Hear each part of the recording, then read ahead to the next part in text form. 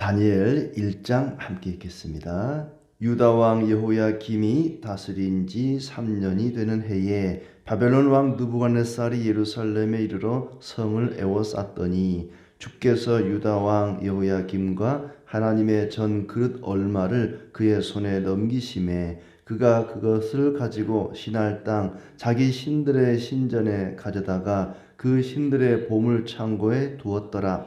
왕이 환관장 아스브나스에게 말하여 이스라엘 자손 중에서 왕족과 귀족 몇 사람 곧 흠이 없고 용모가 아름다우며 모든 지혜를 통찰하며 지식에 통달하며 학문에 익숙하여 왕궁에 설 만한 소년을 데려오게 하였고 그들에게 갈대아 사람의 학문과 언어를 가르치게 하였고 또 왕이 지정하여 그들에게 왕의 음식과 그가 마시는 포도주에서 날마다 쓸 것을 주어 3년을 기르게 하였으니 그 후에 그들은 왕 앞에 서게 될 것이더라. 그들 가운데는 유다 자손 곧 다니엘과 하나냐와 미사엘과 아사랴가 있었더니 환관장이 그들의 이름을 고쳐 다니엘은 벨드사살이라 하고 하나냐는 사드락이라 하고 미사엘은 메삭이라 하고 아사랴는 아벳느고라 하였더라. 다니엘은 뜻을 정하여 왕의 음식과 그가 마시는 포도주로 자기를 더럽히지 아니하리라 하고 자기를 더럽히지 아니하도록 환관장에게 구하니 하나님이 다니엘로 하여금 환관장에게 은혜와 긍휼을 얻게 하신지라. 환관장이 다니엘에게 이르되 내가 내 주 왕을 두려워하노라. 그가 너희 먹을 것과 너희 마실 것을 지정하셨거늘 너희의 얼굴이 초췌하여 같은 또래의 소년들만 못한 것을 그가 보게 할 것이 무엇이냐.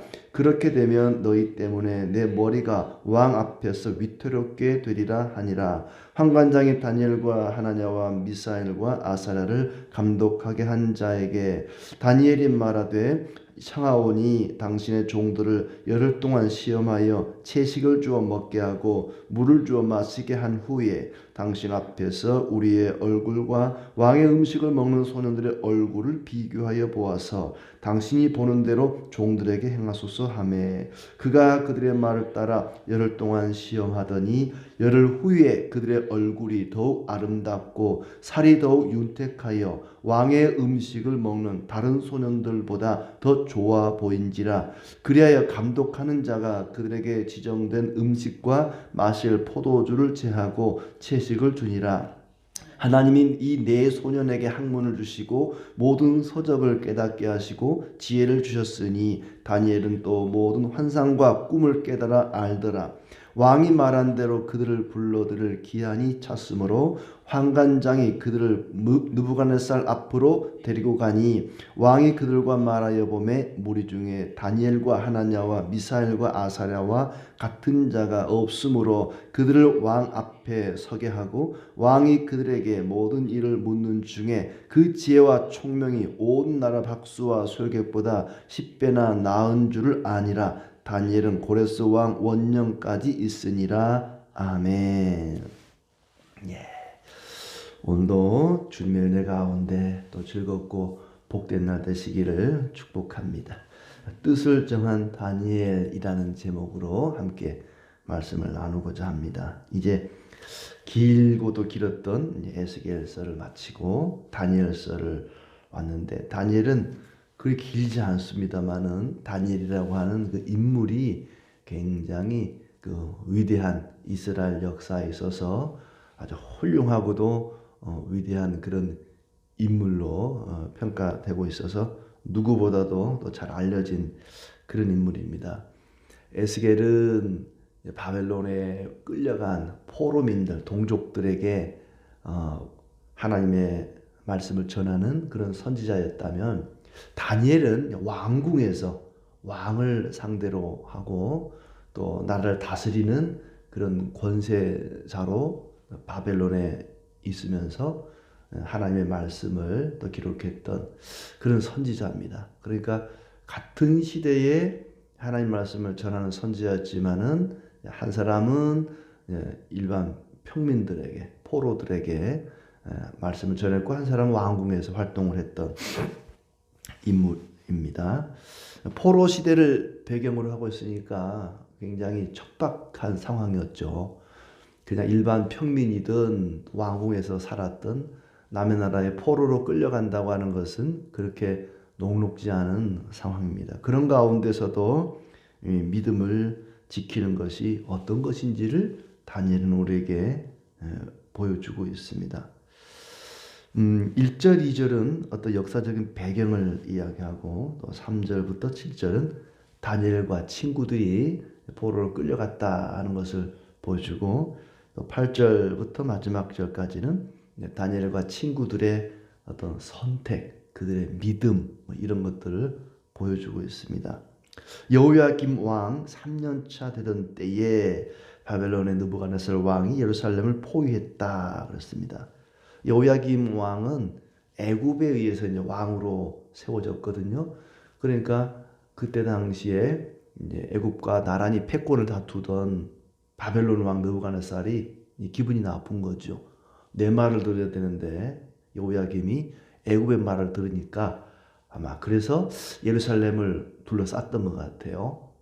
그리고는 많은 사람들을 포로로 끌어가고 또 많은 성전의 기구들을 빼앗아가고 다행히 왕을 뭐 죽이거나 그러지는 않았던 것 같습니다. 그럴 때에 이제 포로로 붙잡혀간 사람들이 포로민들이나 아니면 고통을 당하는 백성들에게 이렇게 질문하는 것이죠. 내가 이렇게 힘들고 괴로울 때 내가 믿는 하나님은 어디 계셨는가? 나를 포로로 끌려가지 않도록 붙잡아 주시고 지켜 주셨어야지. 도대체 하나님은 어디에 계셨단 말인가? 다니엘서를 읽으면서 우리는 그런 질문을 하게 됩니다. 과연 내가 힘들 때, 내가 외로울 때, 내가 괴로울 때 내가 믿는 하나님은 어디 계셨는가? 내가 모든 것이 무너지고 절망적인 상황 속에 빠질 때 도대체 하나님은 어디 계셨단 말인가? 이런 질문에 대한 해답이라고 할 수 있겠죠. 하나님께서 여호야김과 많은 것들을 느부갓네살에게 넘겼다. 하나님께서 그렇게 하셨다. 바로 답이 나옵니다.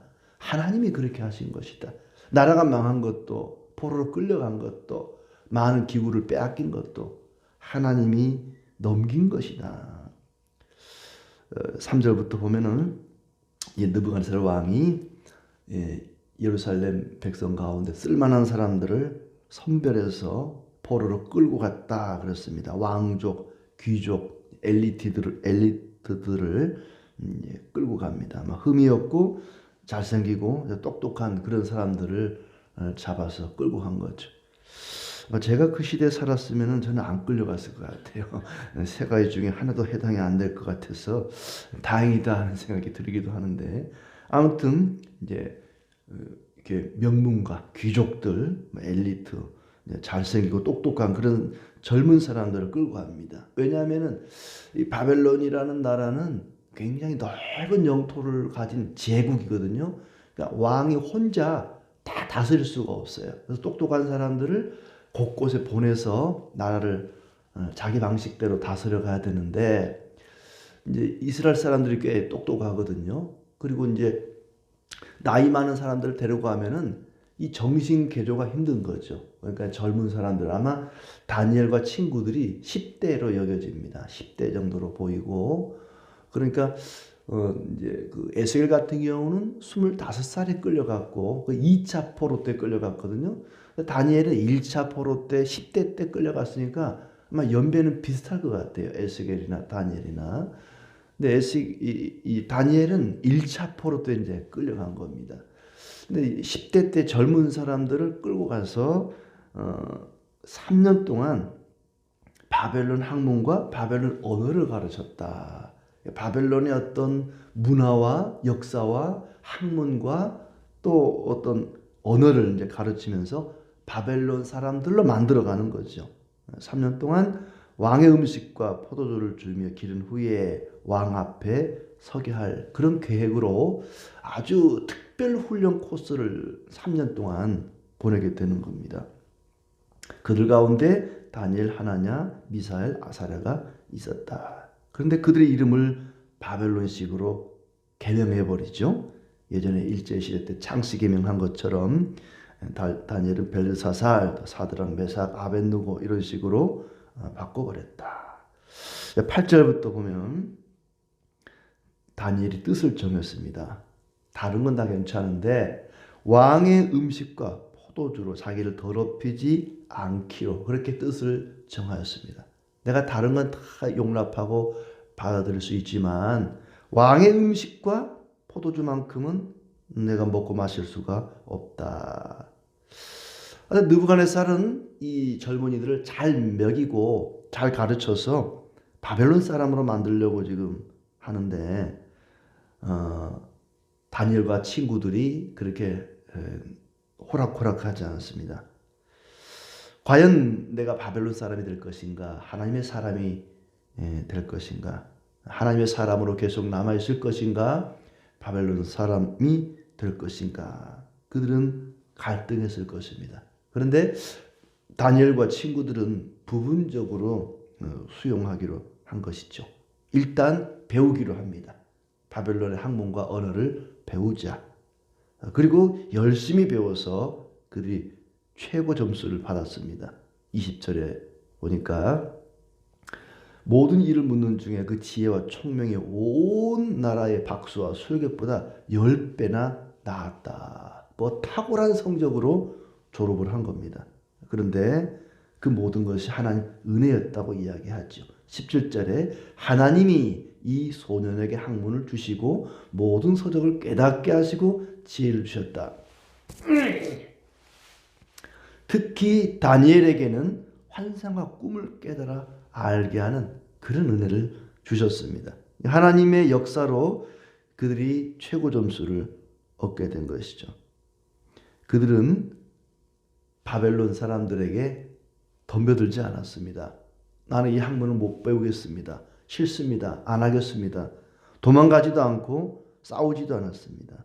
아주 정중하게 교양 있게 그들을 존중하고 그러면서도 그들을 설득했습니다. 감독하는 감독자에게 제가 다른 건 다 할 수 있습니다. 하지만 이것만큼은 곤란합니다. 왕의 음식과 포도주만큼은 먹지 않도록 도와주십시오. 그러자 하나님께서 그 환관장에게 은혜와 긍휼을 얻게 하셨다. 어디서 먹으라 먹을 것이지 뭐 이렇게 하지 않고 그래 그건 내가 이해해 주지. 그런데 환관장의 입장이 곤란해진 거죠. 다른 이게 소년들은 다 이렇게 왕의 음식과 포도주를 마시고 살이 아주 뽀얗고 포동포동하고 건강한데 너희들은 그걸 먹지 않으면 얼굴이 초췌하면 내가 입장이 곤란해지지 않겠느냐. 다니엘이 감독자에게 청하여 그러면 한번 시험을 해보십시오. 열흘 동안 우리는 채식과 물만 먹고 마시겠습니다. 그 열흘이 지난 다음에 왕의 음식과 포도주를 먹는 자들과 한번 비교를 해보십시오. 라고 정중하게 설득을 하지요. 실제로 그렇게 했더니 왕의 음식을 먹는 소년들보다 더 좋아 보였다. 그렇다고 뭐 이렇게 채식만 해야 된다 이런 건 아니에요. 하나님의 은혜로 그렇게 된 것이죠. 16절에 그리하여 지정된 음식과 포도주를 제하고 채식을 주었다. 아마 다니엘이 왜 왕의 음식을 거절했을까? 그에 대한 이유는 나와 있지 않습니다만 추정해 보건대 그 음식들이 우상에게 드렸던 제물이든지 왕이 우상에게 제사를 드리고 음식을 먹는 그런 것이었든지 아니면 레위기에 보면은 유대인들은 음식을 가려야 되잖아요. 먹으면 안 되는 우리가 맛있다고 하는 무슨 장어나 삼겹살이나 뭐 돼지고기 이런 거는 다 금하는 음식이었기 때문에 뭐 우리가 지금 그렇게 살지는 않습니다만은 그때 유대인들은 그게 율법이었단 말이죠. 하나님의 명령이었습니다. 근데 왕의 음식, 바벨론 왕의 음식 가운데는 그런 거 뭐 가리는 게 없죠. 먹어서는 안 되는 그런 부정한 음식이 섞여 있을 수가 있는 겁니다. 다니엘과 친구들은 뭐 우상의 제물이 되었던 아니면 부정한 음식이 되었던 왕의 음식을 닥치는 대로 먹었다가는 율법을 어길 수가 있겠구나. 뭐 얼마든지 먹을 수 있겠지만은 혹시 나도 모르게 이제 율법을 어길 수가 있기 때문에 그것을 미리 차단하는 의미에서, 그리고 특히 이제 포도주, 술을 마시는 거에 대해서는 이제 거부하는 그런 신앙의 절개를 지키기 위해서 거절하게 되었던 것입니다. 아까 17절에 본 것처럼 하나님께서 내 소년에게 학문을 주시고 모든 서적을 깨닫게 하시고 지혜를 주셨으며 또 환상과 꿈을 깨닫는 은혜를 다니엘에게 더해 주셨다. 우리 아이들이 공부할 때 이렇게 해주시면 얼마나 좋을까. 맨날 1등만 할 텐데 모든 서적을 다 깨닫게 해주셨다. 지혜를 주셨다. 참, 그래서 다니엘 학습법이라는 학습법도 있어요. 이렇게 공부하자 뭐 그런 것도 있는데, 자, 그리고 왕이 이제 시험을 해서 봤더니 그와 같은 자가 없었다. 지혜와 총명이 온 나라의 박수와 술객보다 10배나 더 나았다. 이 말씀을 통해서 다니엘이 바벨론에 살지만 바벨론 사람이나 바벨론 문화나 바벨론 학문을 적대시하지 않았다는 거예요. 뭐 포로로 끌려왔으니까 막 절망하고 낙심하고 이제 모든 게 끝났다. 여기서 죽자. 뭐 그렇게 하지 않았다는 거예요. 바벨론이라고 하는 그런 척박한 상황에 놓여져 있지만 그 상황 속에서도 나름대로 또 살아가는 것입니다. 신하가 되는 것을 받아들입니다. 네가 1등이다. 네가 신하해라. 그럴 때 나 실수입니다. 나는 유대인입니다. 바벨론의 신하가 될 수 없습니다. 거절하지 않았다는 거예요. 맨 마지막 절 보면은 고레스 왕 원년까지 그 신하의 직을 감당했다는 겁니다. 그러니까 다니엘이 바벨론 왕 느부갓네살 왕 때 신하가 되었고 또 그 뒤에 뭐 벨사살 왕 때도 뭐 신하가 돼 계속 신하로 있다가 나라가 망하고 새로운 나라 페르시아 제국의 첫 번째 왕이었던 고레스 왕까지도 다니엘을 인정하고 신하로 등용할 만큼 그렇게 오랜 시간 동안 그 신하의 역할을 감당하고 인정받는 신하가 되었다 하는 것입니다. 우리는 힘들고 어려울 때 도대체 하나님은 어디 계셨는가 라고 물을 수 있습니다. 예루살렘이 망할 때, 우리가 포로로 끌려갈 때, 성전이 무너질 때 도대체 성전에 계시던 하나님은, 내가 믿는 하나님은 어디 계셨단 말인가. 하나님이 그 모든 일을 주관하셨고 다스리셨고 심지어 바벨론 그 척박한 땅 가운데에서도 하나님이 함께 하시고 역사하셨습니다. 하나님이 그들을 넘겼다는 표현도 나오지만 10절에 보면 환관장에게 하나님이 은혜를, 9절에 환관장에게 하나님이 은혜와 긍휼을 얻게 하셨고 또 하나님이 학문을, 지혜를, 또 서적들을 깨닫게 하셨고 하나님이 그 모든 것을 주관하시고 역사하셨다. 여전히 하나님은 그들과 함께 계셨다는 겁니다. 어쩌면 바벨론의 학문을 공부하라는 것은 유대인들에게는 불쾌하고 모욕적인 일이 될 수 있습니다. 아마 바벨론 사람들은 창조론을 거부했을 겁니다. 그러나 유대인들은 하나님이 온 세상을 창조했다는 창조론을 믿는 사람입니다. 그런데 바벨론 학문은 그런 걸 가르치지 않습니다. 그리고 바벨론의 신들을 가르쳤을 것입니다. 벌써 이름 자체가 벨드사살, 이 벨이라고 하는 것은 바벨론의 신입니다. 이름 속에 바벨론의 신의 이름을 넣어준 겁니다. 그런 것들이 굉장히 불쾌하고 모욕적인 일이지만 그러나 그것들을 거절하지 않고 받아들입니다. 공부합니다. 물론 이름은 바뀌었지만 그들의 마음까지, 신앙까지 바뀐 건 아니죠. 공부는 하지만 시험 봐서 뭐 답은 쓰겠지만 마음속으로는 여전히 하나님의 창조하심과 하나님의 유일하심을 거절하지 않고 인정하고 믿었다는 것이죠.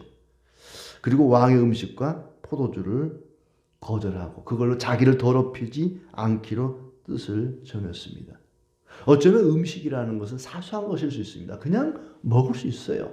얼마든지 먹을 수 있지만 그 사소한 것 하나 때문에 자신의 신앙을 망가뜨릴 수가 없었던 것입니다. 어쩌면 우리의 일상은 바벨론과 같습니다. 온 세상 사람들이 다 예수님을 믿거나 기독교인은 아니죠. 우리는 다양한 문화 속에 다양한 신을 섬기는 그런 다종교 사회 속에 살아가고 있습니다. 부와 권력과 돈과 성공이 목표가 되고 그것이 우상이 되는 그런 시대를 살아가고 있습니다. 그렇다고 해서 우리가 비기독교인들과 담을 쌓고 그들과 싸우고 대적하고 그렇게 살 수는 없는 것입니다. 믿지 않는 사람들과 우리는 단절하거나 그들을 적대시해서는 안 될 것입니다. 어쩌면 그들을 존중히 여기고 친절을 베풀고 또 그들을 위해서 기도해야 할 것입니다. 그러면서도 하나님이 나와 함께 하신다. 하나님이 온 세상을 다스리신다는 믿음을 가지고 우리의 신앙의 절개를 지켜 나가기를 바랍니다. 작고 사소한 먹고 마시는 것 하나까지도 우리의 신앙의 기본을 잃어버리지 않도록 끝까지 우리의 믿음을 지키고 내가 절망적이고 내가 모든 것이 무너질 것 같은 그런 상황 속에서도 하나님이 여전히 나를 붙드시고 나와 함께 하심을 믿고 그 믿음을 잘 지켜가는 우리의 삶이 되기를 바랍니다.